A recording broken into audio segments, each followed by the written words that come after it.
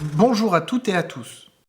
Avec cette seconde vidéo, on va s'intéresser à un secret des plus intéressants en plein conflit de la Ligue.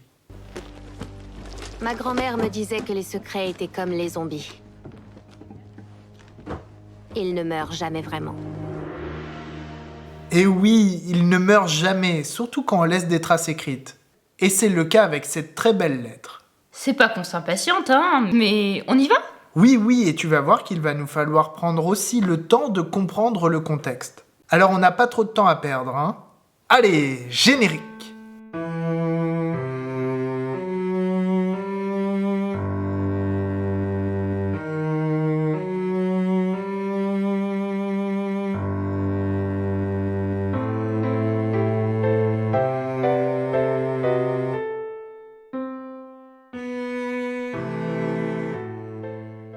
Bon, comme la petite voix a l'air pressée, on ne va pas trop la faire patienter et on attaque directement la transcription.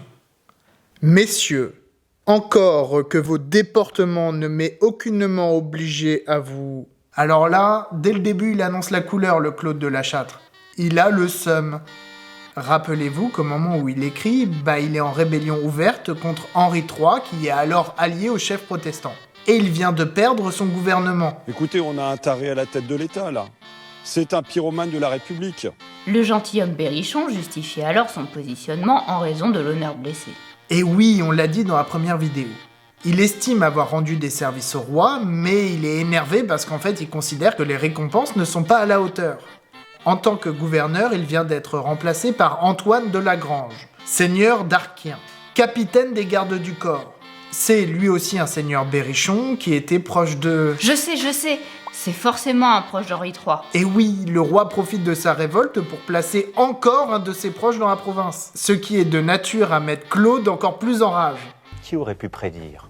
Il faut bien imaginer que c'est justement contre le fait que le roi favorise trop son clan, à son détriment, et qu'il est entré en révolte. Ah oui, l'outrage est quand même violent là. Dès cette première ligne, en matière de paléo, on a quelques petites choses à se mettre sous la dent. Messieurs connaît une abréviation par contraction, alors qu'aucunement a une... Suspension, puisqu'on a le début, mais pas la fin du mot. En fin de ligne, vous connaît un œuf tyrolien en position terminale pour abréger us. Oui, mais là ça ressemble quand même moyennement à un œuf. Je t'accorde que dans le cas présent, c'est traité comme un signe our. Disons que dans la tête de ce clerc, l'origine de cette abréviation s'est probablement complètement perdue. Notez dans mais la présence d'une jolie apostrophe. Ce clerc est assez régulier de ce point de vue. Oui, au même titre que pour les accents sur les E terminaux. Et ça tombe bien puisque ça facilite la lecture. Procurez aucun bien pour n'avoir voulu croire mes conseils. Tendant, ici on rencontre un œuf tyronien en position initiale dans conseil. La fusion avec le S en crosse qui suit est intéressante. Néanmoins, plus à votre bien que à nulle autre commodité pour moi. Néanmoins connaît une abréviation par suspension. Alors que pour vôtre, c'est une... Abréviation par contraction, comme tout à l'heure. Tout à fait, tout comme dans autre. Par contre, dans commodité, on est confronté à une abréviation en M. Ah oui, le fameux tilde de nasalisation. Ici, le tilde est juste magnifique, mais ça se rencontre de manière habituelle avec cette abréviation, comme en témoigne cet exemple de Morlaix ou celui de Nîmes en 1584. Quand il évoque ces conseils que les habitants de la Charité n'auraient pas voulu suivre par le passé, c'est difficile de savoir à quoi il fait référence précisément. Il faut savoir qu'il s'est régulièrement tourné vers le Nivernais parce que le duc de Nevers est un de ses proches. Donc, il a pu, à plusieurs reprises, donner son avis aux habitants de la Charité. Probablement fait-il référence plutôt à des événements récents. Mais on sait par exemple que la Charité a connu parmi les premiers cultes protestants en Nivernais, avec Entrain, Bonny et Nevers. En 1569, Claude avait participé au pillage de la cité pour se consoler d'avoir été contraint de lever le siège de Sancerre. La place est alors surnommée la Petite Rochelle. Les combats y furent violents, mais sans parvenir à la faire tomber pour autant. Par vengeance, les protestants de la Charité sont alors rançonnés sans ménagement.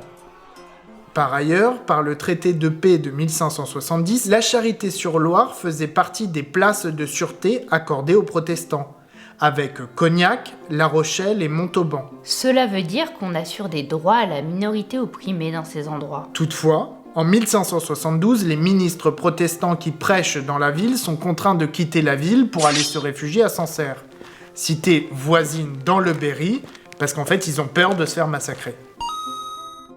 Vous avez terminé, monsieur Stark. Je crois que le capitaine a d'autres obligations à honorer. Qu'est-ce que vous en dites?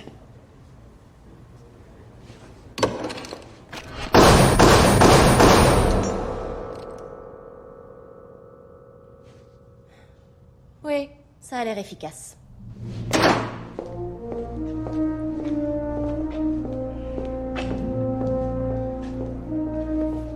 Ce qu'il faut bien comprendre, c'est que la ville ne cesse de tomber aux mains des protestants pour être ensuite reprise par les catholiques. Ah oui, elle est véritablement l'objet d'enjeux conséquents. Tout à fait. Elle subit plusieurs sièges durant les décennies qui précèdent la lettre. Enfin, depuis quelques mois, le duc de Nevers tente en vain d'imposer un gouverneur catholique de son choix à la Charité. Mais c'est un échec. La cité est vraiment sous tension. Enfin, dans les mois juste avant la lettre, la Charité est encore l'objet de tensions entre protestants et catholiques. Et le duc se plaint au roi de manquer de moyens pour intervenir. Ne délaisserai de vous faire encore ce bon office et de vous découvrir ce. Sur cette ligne, quelques petites choses intéressantes. Faire connaît une abréviation en R et c'est la première de ce texte. Et dis-moi, t'aurais pas oublié un tilde dans délaisserai? Ah non, bien vu, mais non. Il s'agit d'une mode qui se rencontre dans les double S à la fin du XVIe et dans les premières années du XVIIe siècle. On en rencontre d'autres comme à Bordeaux en 1599 ou à Paris en 1608, avec 2 double S coup sur coup. Non mais vraiment, c'est hyper trompeur. Ça suit un phénomène proche de ce qui se fait pour les ligatures ST comme dans Gat ou Prévôté par exemple. En fin de ligne, on a aussi une magnifique ligature C et E. Enfin, le C il est bizarre là, non? Il s'agit de ce que l'on appelle un C croisé. Cette lettre capitale, généralement tracée de manière fragmentée, doit être identifiée parce qu'elle surprend toujours. Comme dans cet exemple de C à Tours en 1474. Qui se brasse contre vous, sachant qu'il y a de très bons catholiques. Sur cette ligne, il n'y a pas grand-chose à se mettre sous la dent. En dehors de 2 agglutinements dans contre vous et très bon. Le clerc associe les 2 termes en ne levant pas la plume. Dans votre ville, que j'aurais regret de voir traiter comme le sont. On rencontre également un agglutinement ici, entre votre Abrégé par contraction. et ville. Par ailleurs, du point de vue du sens, vous l'aurez compris, mais Claude se place en défenseur des catholiques. En même temps, il est engagé dans la Ligue. C'est logique. Ce qui est aussi raccord avec le positionnement du duc de Nevers, son ami, et qui a la charge de la charité. Et heureusement en fait, parce qu'il aurait été malvenu de le froisser, alors que leurs relations ne sont pas au top du top à ce moment-là. Ailleurs, ceux qui tombent sous la main des hérétiques et leurs adhérents, ainsi que le témoignage ne s'en voit que trop. Par toutes les villes où ils sont entrés depuis peu, soit par amour ou par force. Vous saurez donc que pour certains, il y a entreprise. Sur cette ligne, le P barré est intéressant. Le clerc utilise un tracé très proche de celui du X en position terminale, comme dans ce, 3 lignes au-dessus. Sur vous faites par le seigneur de Montigny, vos voisins, et que ce doit. Là, il y a un petit problème d'accord sur cette ligne. Mais le seigneur de Montigny, ici, c'est François de Lagrange. Qui est capitaine des gardes de la porte. Il a été élevé auprès du roi Henri III, ce qui est souvent une bonne carte de visite dans la vie quand même. Celui-ci est le frère aîné du seigneur d'Arquien qui vient justement de reprendre le gouvernement du Berry. Montigny lui-même avait remplacé Claude lors de son ambassade en Angleterre, puisqu'il était son lieutenant général. Autant dire que ce n'est pas un inconnu. C'est d'ailleurs à partir de ce moment-là qu'une véritable lutte d'influence s'engage entre les 2 hommes forts du Berry, alors qu'ils combattaient ensemble jusqu'alors. Par ailleurs, Arquien et Montigny sont des fidèles d'Henri III. Alors que Claude de la Châtre va, quant à lui, devenir un chef local de la Ligue. Donc, si on récapépète, Claude balance donc une info sur le clan ennemi local. Il est à 2 doigts d'écrire « Les ennemis de mes ennemis sont mes amis. » Bah ouais, clairement. D'ailleurs, quelques mois après la lettre, au moment de l'assassinat d'Henri III, Montigny et Arquien vont rallier le nouveau roi Henri IV très rapidement, alors que Claude entre de plein pied dans la Ligue.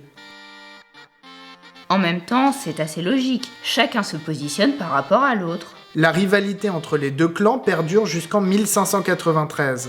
date à laquelle une trêve est finalement conclue. Tu parles d'une trêve. Elle est scellée par le mariage d'Arkien avec la dernière fille de Claude de la Châtre. Et les ennemis d'hier entrent alors dans leurs réseaux respectifs, en se rendant des services mutuels, tout ça, et la boucle est bouclée.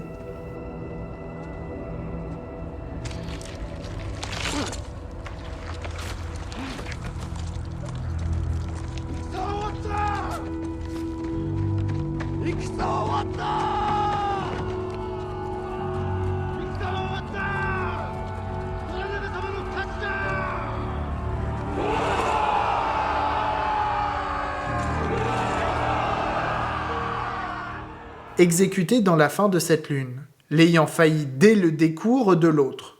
Ce sera par le moyen de certains bateaux qui doivent entrer par la rivière, chargés de bois et d'autres choses, et leurs soldats cachés dedans et doivent planter, à la faveur des 10 bateaux, un pétard à certaines fausses portes le long de la rivière du côté du.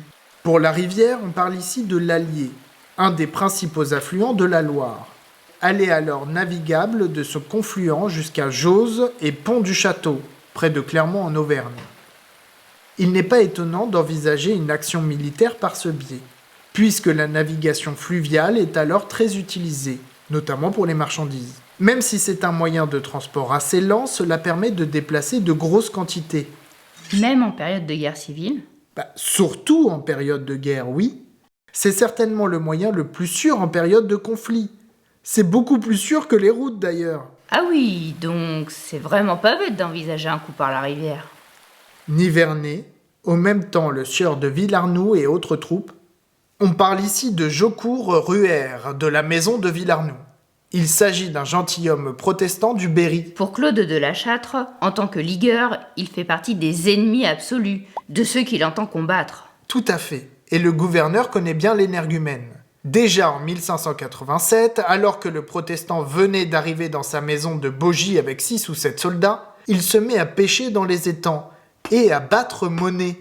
Ce qui n'a pas dû plaire au gouverneur. Et non, Claude de la Châtre envoie des hommes sur place, et c'est l'empoignade.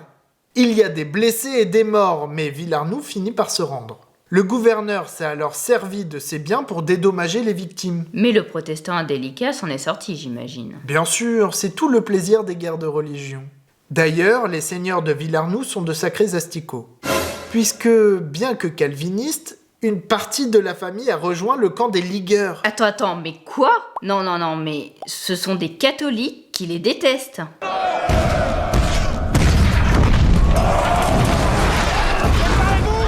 Je t'ai déjà parlé des plaisirs des guerres de religion. Rien n'est simple durant cette période. De cette même faction se doivent présenter. Pourvoyez donc à vos affaires et tenez cela secret.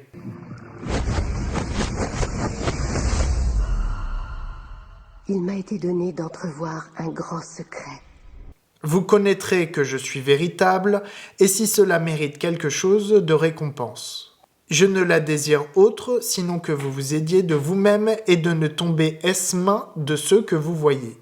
Ne désire que votre ruine et l'agglutinement dans de ce que vous est intéressant puisqu'il faut délier l'ensemble mentalement. Notez également que, sur cette ligne, on trouve 2 cutildés. Embrassez ceux qui n'ont autre volonté que de vous maintenir et conservez en repos et patience sur cette vérité. Je me rendrai à vous.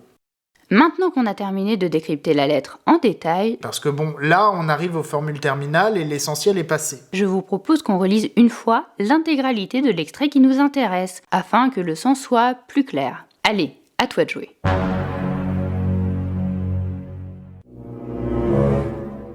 Messieurs, encore que vos déportements ne m'aient aucunement obligé à vous procurer aucun bien pour n'avoir voulu croire mes conseils. Tendant néanmoins plus à votre bien que à nulle autre commodité pour moi. Je ne délaisserai de vous faire encore ce bon office, de vous découvrir ce qui se brasse contre vous.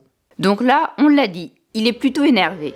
Il n'avait pas vraiment envie d'aider, mais bon, il le fait quand même, parce que dans le fond, il est sympa. Sachant qu'il y a de très bons catholiques dans votre ville, que j'aurais regret de voir traités comme le sont ailleurs ceux qui tombent sous la main des hérétiques et leurs adhérents, ainsi que le témoignage ne s'en voit que trop par toutes les villes où ils sont entrés depuis peu, soit par amour ou par force. Ici, il nous explique qu'il aide, parce que pour lui, les catholiques de la charité ne devraient pas être menacés. Ainsi, il se positionne commodément comme leurs défenseurs zélés. Vous saurez donc que pour certains, il y a entreprise sur vous faite par le seigneur de Montigny, vos voisins, et que se doit exécuter dans la fin de cette lune, l'ayant failli dès le décours de l'autre. Ce sera par le moyen de certains bateaux qui doivent entrer par la rivière, chargés de bois et d'autres choses, et leurs soldats cachés dedans et doivent planter, à la faveur des 10 bateaux, un pétard à une certaine fausse porte, le long de la rivière du côté du Nivernais. Au même temps, le sieur de Villarnoux et autres troupes de cette même faction se doivent présenter. Pourvoyez donc à vos affaires et tenez cela secret. Sur ce passage, il explique le coup foireux qui se prépare, avec un assaut surprise venant de la rivière. Vous connaîtrez que je suis véritable, et si cela mérite quelques récompenses. Je ne la désire autre, sinon que vous vous aidiez de vous-même, et de ne tomber esse-main de ceux que vous voyez, ne désire que votre ruine, et embrassez ceux qui n'ont autre volonté que de vous maintenir, et conserver en repos et patience sur cette vérité. Évidemment, il affirme qu'il a dit tout ça uniquement par grande bonté d'âme, mais qu'il ne faut surtout pas y voir son intérêt personnel. Non, non, évidemment non. La lettre reprend un grand classique de la communication ligueuse de cette période, en assimilant protestants et représentants royalistes localement. C'est-à-dire le clan ennemi des Montigny. Oui, et l'auteur de la lettre, Claude de La Châtre, incarne le camp ligueur, alors que le duc de Nevers demeure fidèle à Henri III, malgré son alliance récente avec le chef protestant. Et c'est justement le moment choisi par Claude pour révéler une tentative d'attaque sur la charité dans les jours à venir. Bonne grâce et prierai Dieu, messieurs, vous donner ce que désirez. À Orléans, ce dernier juin 1589. Du point de vue de la forme, dans les lettres, il est d'usage que la date et le lieu figurent en bas à gauche, comme c'est le cas ici. Bon, clairement, on a aussi pas mal d'exemples où ça figure plutôt à droite, mais en fait, peu importe entre les deux options. Je relève ici la présence de ligatures dans l'expression des chiffres arabes qui semblent ainsi assez déformés. Et tu as bien raison. Ici, j'ai transcrit dernier, mais d'airain se rencontre ordinairement aussi. Par contre, je ne comprends pas pourquoi il écrit dernier, alors qu'au verso, c'était le 24. Comment ça? Tu ne sais pas que le mois de juin n'a que 24 jours? T'as rien appris à l'école ou quoi? Non, bah là je vois pas. Mais si, tu sais, les années bissextiles, forcément. Oh, non mais Leclerc, il a juste mal dormi, c'est tout. Franchement, tu te poses trop de questions. Ouais, ça doit être ça. Hein. Peut-être que dans un monde parallèle, le 24 est le dernier jour du mois, et puis voilà. Bon allez, trêve de plaisanterie. Au verso, ce n'est même pas le bon mois qui est indiqué. Je pense que cela correspond en fait au moment où la lettre a été reçue à la Charité ou à Paris, pour être insérée dans le registre. Et 24 jours de navette en temps de trouble, c'est pas forcément déconnant. Bref, il n'y a pas de problème de date a priori. Votre affectionné bon ami. Ainsi signé, La Châtre. Vous vous rappelez quand je disais qu'on change la formule en fonction de l'interlocuteur? Les manuels de formules épistolaires eux-mêmes l'indiquent. Ainsi, on reconnaît 3 types de destinataires, appelés supérieurs, pareils ou inférieurs. Dans le cas présent, il s'adresse aux échevins d'une ville. Ils sont donc inférieurs. Oui, on parle d'un ancien gouverneur du Berry. Il est évidemment largement au-dessus socialement. Et lorsqu'il s'exprime envers des inférieurs, évidemment, il n'y a point besoin de tant d'inventions. Les règles les plus simples sont les meilleures.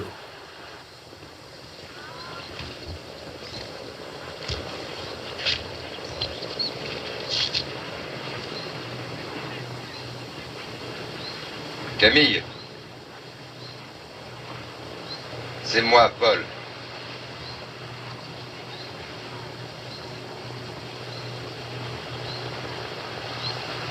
Il y a 5 minutes au moins que je te regarde, j'ai l'impression de te voir pour la première fois.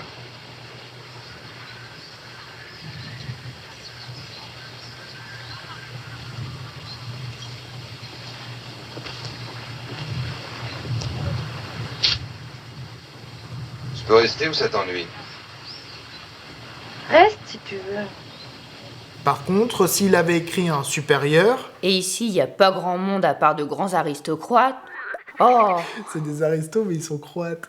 mais tu me saoules avec tes blagues à la Comment veux-tu qu'on s'en sorte? J'ai envie d'aller me coucher. Oh là là, le relou, hein. Et ici, il faut dire qu'il n'y a pas grand monde, à part peut-être de grands aristocrates, le roi ou le pape. Il aurait dû entourer sa lettre d'un véritable cérémonial. Il convient de respecter les bienséances épistolaires. De manière générale, cette lettre est intéressante sur le fond et la forme. Mais elle doit interroger. Je pense qu'il ne faut pas la prendre au pied de la lettre. De fait, on peut se demander pourquoi s'adresser aux Échevins. Ben, parce que c'est évident peut-être. Alors, oui, c'est évident d'avertir les autorités locales d'un péril en approche, surtout si ça sert ses propres intérêts. Mais habituellement, en période de crise, il est plutôt d'usage de faire passer une lettre discrètement à un allié dans la ville, qui se charge ensuite de faire parvenir les informations aux bonnes personnes. Tu veux dire qu'envoyer un paquet manquerait de discrétion? Surtout que ce genre de correspondance est généralement décachetée devant toute l'assemblée avant d'être lue. Avec cette lettre adressée aux Échevins, l'objectif est donc probablement de rendre son action publique. Donc quand il dit « tenez cela secret », ouais, c'est ça ce qui est relou, tu vois. Tu prêtes une Porsche à un gars, il te la rend jamais.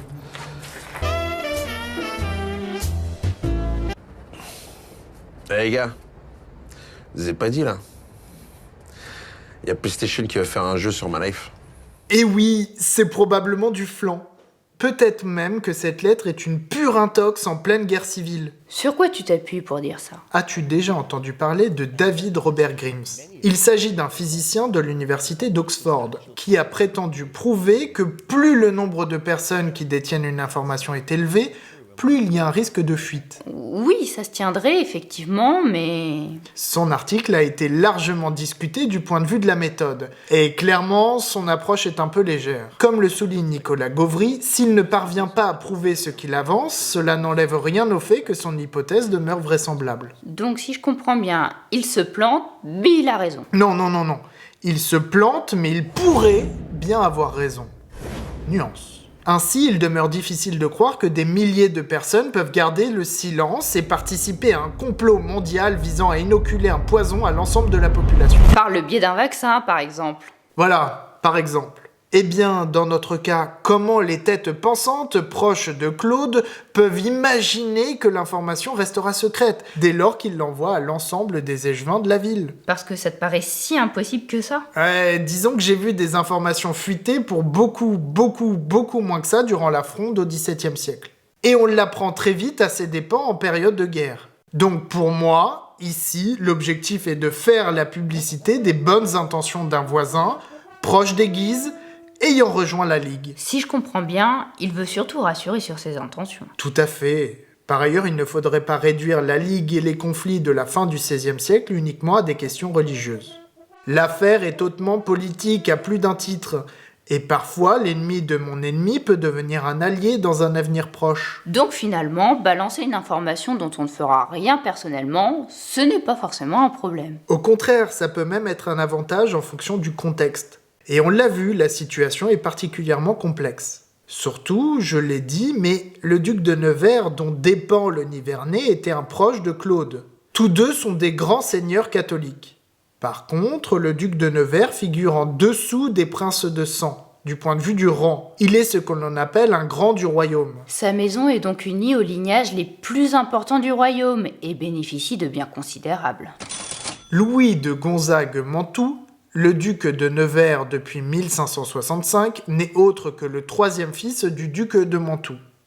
Bien qu'irrégulièrement, il fait partie des membres du conseil du roi. Par ailleurs, tout au long de la Ligue, il demeure proche conseiller des rois successifs. Franchement, c'est quelqu'un, le duc de Nevers. Il serait donc impensable pour quiconque d'agir en Nivernais sans son accord. Donc clairement, avant d'envoyer cette lettre aux Échevins, nul doute que Claude a certainement déjà tenu informer le duc de Nevers. Qui devait surveiller la situation à la Charité comme le lait sur le feu. Les deux hommes se connaissent depuis longtemps, puisque La Châtre a été son second durant la campagne d'Italie de 1567. Ils ont été véritablement amis. Et lors de la rébellion de la Ligue, entre 1588 et 1589, ils s'écrivent constamment. De La Châtre tente même de le convaincre d'entrer en rébellion. Alors que le duc de Nevers tente de le ramener dans le parti du roi. Et oui, si le duc de Nevers avait été un proche des Guises, il a ensuite rejoint Henri III. Auquel il reste fidèle, à la différence de Claude. Donc, même si les deux gouverneurs sont fâchés à ce moment-là, il faut bien comprendre qu'il a très certainement déjà vendu la mèche. Mais ça lui paraît essentiel d'envoyer la lettre aux échevins de la Charité. Qui, du coup, ont certainement déjà été informés. Bref, pour moi, il transfère une information dont il ne peut rien faire lui-même. Et il fait la publicité de sa bonne action, tout en profitant pour jeter une petite pichenette sur le clan qu'il combat. Notons que c'est plutôt fin politiquement, même s'il est à un pouce de déclarer « c'est nous les gentils ». Ah, c'est moche comme comparaison. Mais ouais, clairement, il envoie un message aux habitants du Nivernais qui dit en gros « Bien qu'en rébellion, vous êtes sous la coupe de mon pote. Vous ne craignez rien de moi. Tenez, pour prouver ma bonne foi, voilà une vraie information. Voyez comme elle est belle, mon information, hein ?» Cela dit, malgré sa bonne volonté affichée, ça fait pchit pour Claude, puisque les habitants de la Charité l'ignorent, mais alors royalement. Il décide donc d'écrire une autre lettre. Et... caramba, encore raté. Il est une nouvelle fois snobé. Je prendrai pas ce chiffre pour dire que c'est un échec. Ça n'a pas marché. Pour être tout à fait charitable envers lui, on peut même se demander si, en transmettant cette information publiquement, il n'a pas empêché l'action surprise. Après tout, on n'en sait rien. Dans tout ça, il faut bien avoir à l'esprit que, durant l'Ancien Régime, détenir et transmettre l'information, c'est gouverner. Et cela vaut aussi bien dans les gazettes ou les journaux que pour les correspondances. Et oui, la presse se structure progressivement durant l'époque moderne. Toutefois, ce n'est pas parce que Le Figaro, Le Monde ou Mediapart n'existent pas au XVIe siècle que l'information ne circule pas. Et c'est un point central dans la société. Oui, mais du coup, comment on transmet les nouvelles ? Uniquement par des lettres, comme dans ce texte ? Alors forcément, une bonne part des moyens de diffusion sont mal connus. Je pense aux bouches à oreille, dont on n'a que très peu de traces, évidemment. D'ailleurs, les moyens de transmission demeurent limités dans l'ensemble. Mais on connaît pas mal de lettres, ouais. On sait aussi qu'on utilise des messagers. Parfois même, quand le sujet est sensible, ce sont des proches qui font la navette, en accompagnant des lettres qui introduisent l'homme d'armes, le secrétaire et le valet. Et c'est bien cette personne-là qui va fournir l'information sensible oralement. Ces lettres visent à expliquer qu'on peut avoir confiance dans la personne qui va livrer l'information de la bouche à l'oreille. De lettre en lettre, de rumeur en rumeur et d'informateur en informateur, il faut bien constater l'immense masse d'informations qui circulent à cette période de guerre civile. Les grands aristocrates sont alors des aspirateurs à nouvelles de toutes sortes, de la rumeur à l'information de première main. Durant l'époque moderne, il ne faut vraiment pas négliger la complexité des réseaux autour de ce type de personnage. Parfaitement, et parfois les renseignements passent par des chemins totalement détournés. C'est même souvent assez inattendu. De manière encore plus surprenante, on sait que l'information pouvait aller à une vitesse excessive en cas de besoin. Donc vous imaginez bien que c'est le cas lors des guerres civiles comme la Ligue.